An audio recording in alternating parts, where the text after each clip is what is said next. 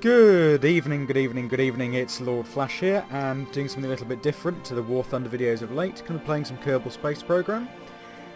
Just to let everyone know, I am aware of the black bars issue when I'm recording for YouTube. I actually play on a 1680 by 1050 monitor, which I've had for the last 5 or 6 years. It's an old ViewSonic one that cost about 50 quid on Amazon once. But I am planning on upgrading to a proper 1080p monitor, so hopefully that'll be gone fairly soon for everyone. So yeah, I thought I'd play some Kerbal Space. Really fun, probably one of my favourite games of the last few years, and now with mods, it's fantastic. So just to give you an idea of what my add-ons list looks like, that's up in the top left-hand side. Plenty of things for extra contracts, so we'll have a fairly meaningful career game. So I think I'm going to start a new career just for YouTube, so we'll call it the, I guess, LordFlash career, why not? Let's be inventive, shall we? Flag... I would say I'd leave it up to you guys to pick, but we're not really at that stage yet. I quite like the retro-looking ones. Oh yeah, I've got... Now that's actually from the Contracts mod. That's not... it's probably banned in Germany or something, I don't know. Here we are, the retro one. Let's go with that. And difficulty options. Now, one thing I do like to do is start the career with slightly more funds, around 100,000. No entry purchase on research, and no missing crew members respawning, and I don't like to allow reverting flights. If I've made a mistake, I'd like it to be my mistake. Re-entry heating, we'll leave it 100. Actually, we'll put that up a little bit. Up to 120, because it's a bit easy, because I don't run with... Oh, I can't remember the name of that mod now. The one... Deadly Re-entry, that's the one. Okay, so we're looking at pretty good standard rewards for everything, let's accept that, and let's go! So this is plenty of fun. I got into it originally through watching Scott Manley's videos, which fantastic, by the way, really good to watch, and learned also how to play the game through watching Scott Manley. He's got some really good tutorials. If you're struggling to play Kerbal Space, go and watch Scott Manley's tutorials for beginners, and yeah, just take a look at all the tips he's got on how he flies, because he's done it both with his current career one, where he's doing it on the real solar system, and he's done ones for the stock solar system. Don't need to change any of those settings. So first off, let's take a look at what kind of research we've got. So obviously we're right at the start, but there's quite a few more parts thanks to my mods. Obviously I'm running with real shoot because it's so much more useful. And we're also looking at a few different computer flight units, actual probe cores to start with. We can start with actual unmanned ones. And if we go over to our contracts, let's see what we've got to start our space program with.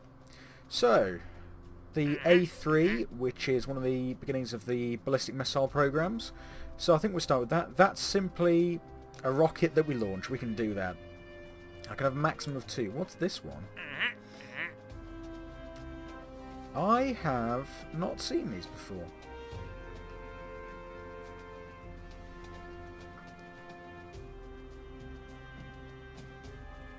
That's interesting. Expired in 6 days. Bizarre, I think that's from one of my mods. Let's go with altitude record of 18 kilometers and live with that. So, a few more credits. Let's go and design our A3 rocket. See if we get... Now, I've got procedural parts rings, so we can actually make it look like some of the German rockets from early... in the 1930s and 40s. So I think we'll go with an Explorer probe core for the Cat, because I don't really want to launch manned people in this thing. Fuel tanks... Ooh, nothing procedural at the moment. Well... With the Mercury Redstone A6, which is essentially the German rocket. Redstone launch clamps... guess we'll just have to go... Oh, there are a few science things we can use. Any aerials?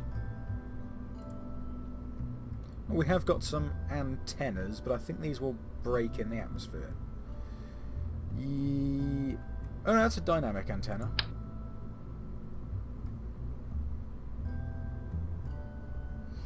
We'll figure out what to do. So let's start with some fuel tanks.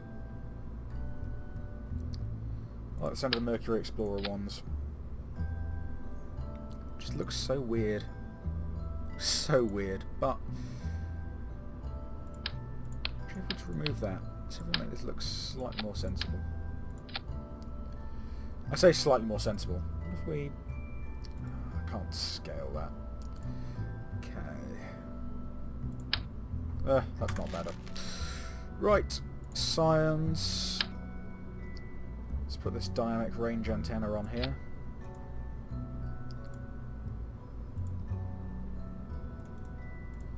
I like that. Okay. I think we'll pop some mystery goo on, just so we can actually measure some stuff while we're flying. Try and keep it relatively balanced. Pop that over there. Put a few more fuel tanks on there. This will probably be enough. What Kerbal Engineer tells what kind of delta V it's got, but I don't think it'll be a huge amount. Thrust to weight ratio of 2, 3,500 delta V. It's not going to go anywhere in particular, but we can live with that. Let's whack a redstone launch clamp on there. Just bring this thing down slightly. Can I scale up the Explorer? No, I can't. Okay. So, if we name this the A3, let's give it a go. Oh, before we do that, let's sort out our staging, because that's an absolute disaster. We've got a couple of seconds to kind of fling this thing off into nothingness. Okay. I think we're ready to launch the A3 and make Werner von Braun pretty proud. So this will follow some semi-realistic progression thanks to the way the contracts will be working. Yeah, semi-realistic, but I am playing on a stock solar system. There's nothing particularly exciting about that. It's just the mods and just because I like the career progression. So whack the SAS on. Let's make sure this thing's actually activated. We're going to be running down electric charge really quickly. Fuel up to maximum. And here we go. Up and away. Observe some mystery goo. Collect all that tasty science. Yep, transmit data. Oh, and there goes the electric charge. Oh dear. Well, this is a disaster. Oh, something has gone very wrong there. Well, brilliant. But we've got some world first milestones. Some nice speed and altitude records. We're going to hit the ground. We have launched the A3 though. Ooh, my texture pack's looking weird today. And bang! Okay. Brilliant. It's always fun to watch an explosion. Well, that's our first A3 launch. I think we'll just go back to the Space Center now, I think, guys.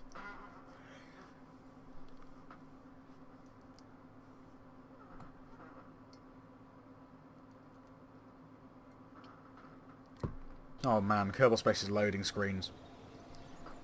But, from that, we've now got 6 science, and we can take on another contract. Now we've got one to launch the V2 rocket. Suborbital trajectory. Well, we've got the Delta V to do it, I guess. Let's take the V2 and keep on working with this and try and unlock some more parts. So if we go to the Science Centre, we can either get Basic Rocketry, which does include the procedural tanks, or Engineering 101, which is some more science equipment, some other command pods, capsules, some other systems going on. I think we're going to start with Basic Rocketry, because I want to start getting some of these basic contracts done, leave the atmosphere, that sort of thing. So let's go with that with our 5 science. I think I might be on a slightly changed tech tree, but I can't quite remember what the tech trees look like normally. Okay.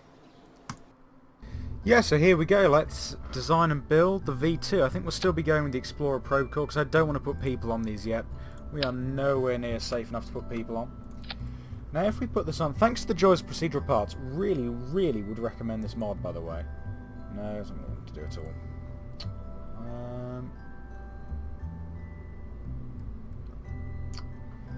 Now sometimes I can use this to build a cone.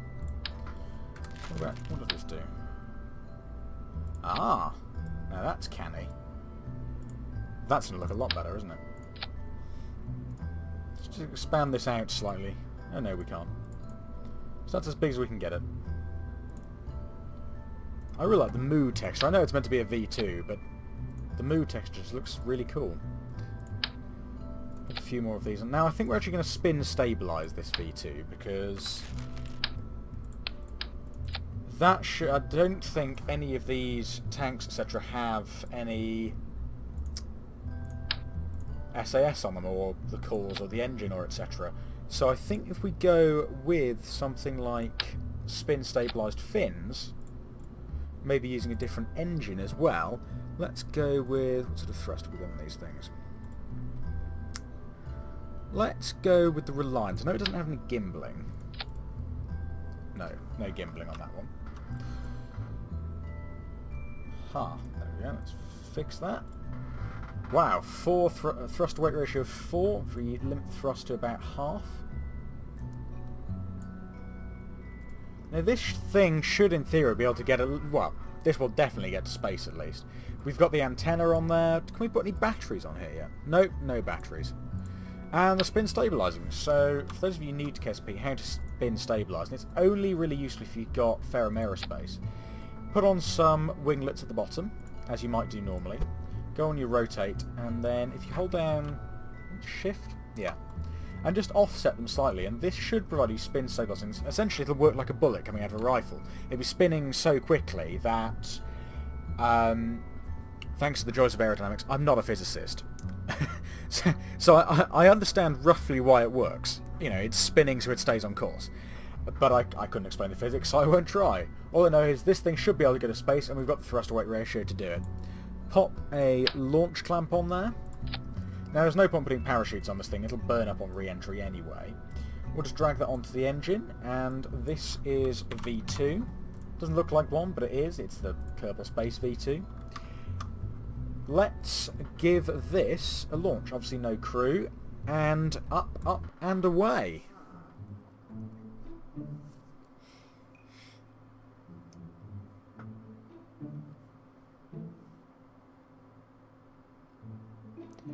And I suppose as far as I'm aware, the V2 really forms the start of human space exploration. I can't remember exactly which missions it was that used it, but I know that after the Second World War ended, the Germans took them... not the Germans, the Americans took a lot of German scientists, Werner von Braun, those sort of people, and put them into their space program. And the V2, being capable of suborbital flight, was a perfect start. It got us out of the atmosphere. There's even a little World War II bunker there. Fantastic. Okay, so 3, 2, 1, here we go. We're on full throttle. And this is where the spin stabilisation comes in useful. So as you can see, it's oh, no, it's not staying on course. That's not what I was expecting. Not what I was expecting at all. Do I even have any control on this? Nope.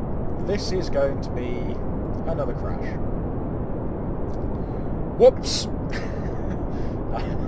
At least it's not hitting my space centre, because I don't really want to be trying to fix buildings at this point.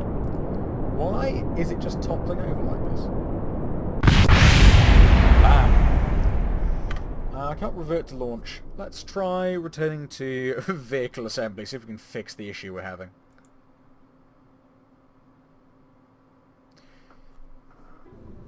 And as you may have noticed actually, for this video, unlike the War Thunder ones, there's no more Bandicam logo. I've stopped using it. I'm now having a go with Shadowplay, because it uses my nVidia GPU. I just want to remove the nose cone. Do this. There. I wonder if it's the nose cone that's causing the issue. Centre of mass, centre of lift. Ooh, maybe it's that.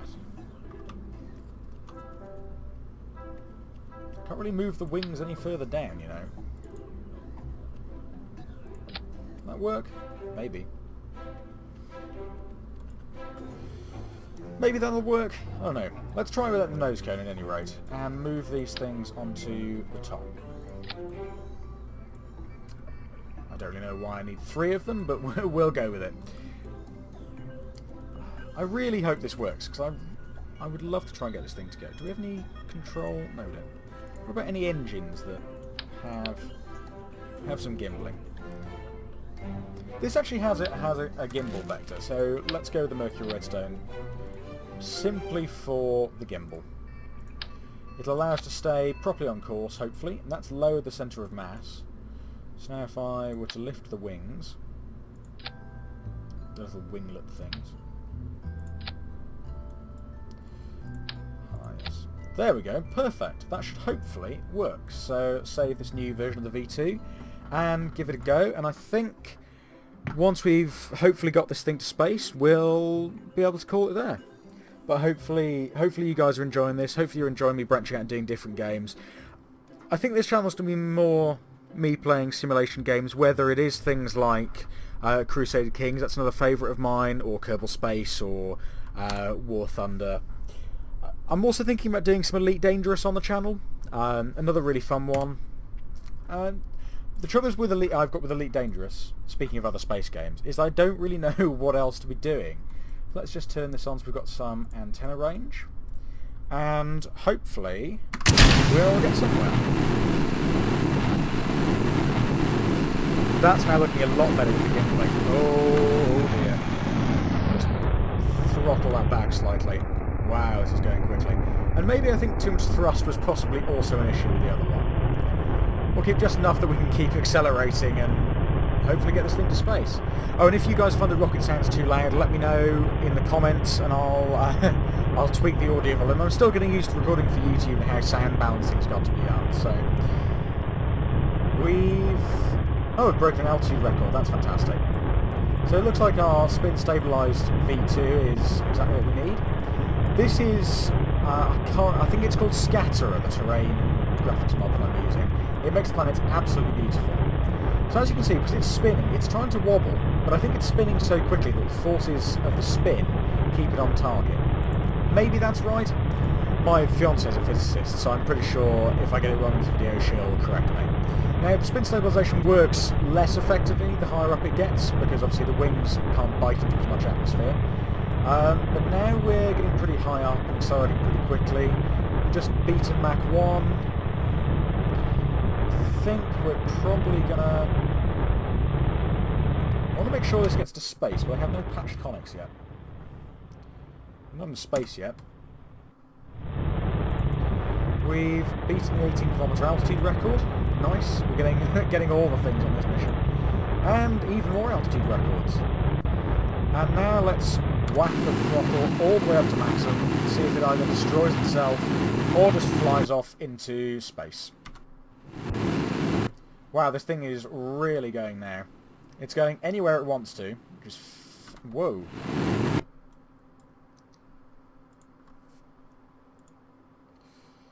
Do I even have any control?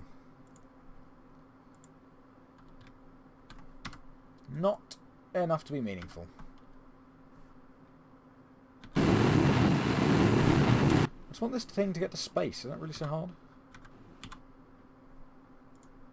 Maybe that is pretty hard. I don't know. See if it spins back up into the positive.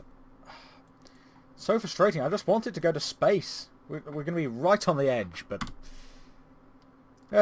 real rocket programs break all the time. I'll do some time acceleration for you guys and probably burn off the last of the fuel when we get to a point that's interesting.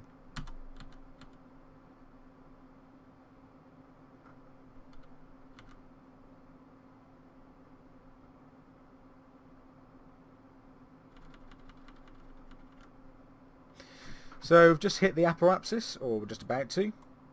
It looks like this thing isn't going to go up to the altitude we want, so if we just put the throttle up slightly, can we get it to space?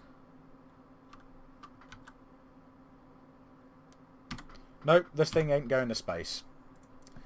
But we've broken quite a few records with the first flight of the V2.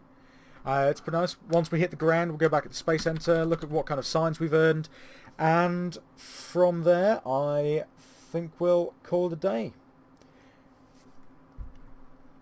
Just time accelerate through the plummet back into the atmosphere.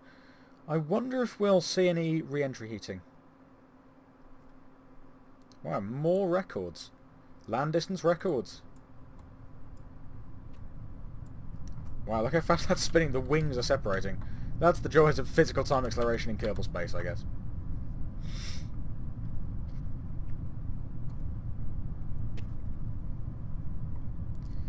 Falling at less than Mach 1. That's the power gone, I think, or at least the connection gone. Now this water is also from Scatterer, and it does it to most of the planets in the solar system. It's really good. I'd really recommend Scatterer as a visual effect. There we go! Back into the ocean. Where did we land? So we did travel pretty far south actually on that one. Okay. Well, let's go back to the Space Center. And we're back at the Space Center. So, apart from some debris from the V2, I'd say it was a pretty successful launch. Now, sadly, my Kerbal Space, when recording with Shadowplay, is really, really unhappy and keeps having the memory leak crashes every 1 or 2 flights at most. So we're not getting a proper summary of what we earned, but we know we completed quite a few. We've got the V2 contract still active, but we completed the A3 and the altitude record. Next one, I think if we accept something like escape the atmosphere. Okay. Because that ties in pretty well with the V2. And let's take a look at what science we've got. So we've picked up an almighty 14 science points. I think if we get Engineering 101, we can actually start to control these things a bit better. Or at least get some more science anyway. And we can start decoupling capsules and returning more science with experiments and all sorts of things, hopefully from the edge of space. So I think we'll go with that for definite. And we don't have enough science for anything else in the tree. Well, I think we're on that note. We'll leave it there, and hopefully you guys have enjoyed the video. If you have, leave a like. Even better, if you want to see more from me and like what I'm doing with the channel, then feel free to subscribe. Very much appreciated. And if you think I'm awful, give it a dislike. I don't care. Well, I do, actually. It's, you know, well, it'd just be nice to know what you guys think. So feel free to comment, like, share, subscribe, or dislike if you think I'm awful. I am happy with all of those options. Obviously more happy with the first 3. Great, well thank you for watching guys, and I'll see you in the next video. Goodbye!